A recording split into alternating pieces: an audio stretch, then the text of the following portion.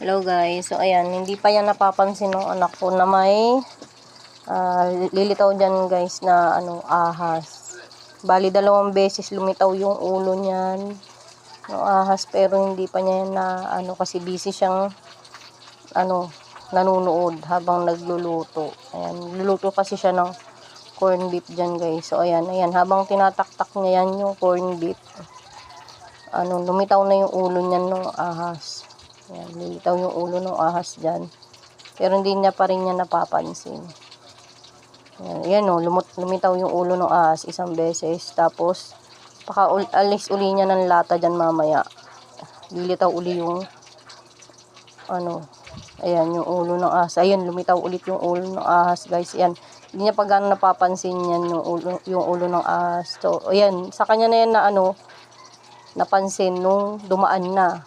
Yung dumaan na yung ahas lumabas. Ayan. 2 beses lumabas yung ulo ng ahas dyan. Pero hindi niya pa ganong inaano niyan.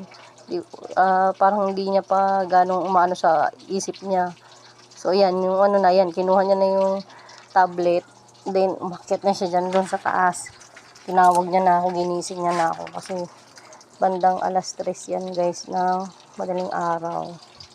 Ayan, hindi lang yan yung, unang beses na may pumasok sa amin na ahas. Pangalawang beses na yan guys na may pumasok na ahas dito sa bahay. Pero hindi pa namin na nahahanap.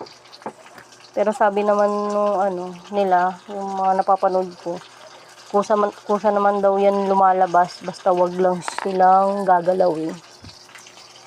Yun nga lang nakakatakot talaga guys. Kasi pinapasok namin ng ahas. Ano ba yan?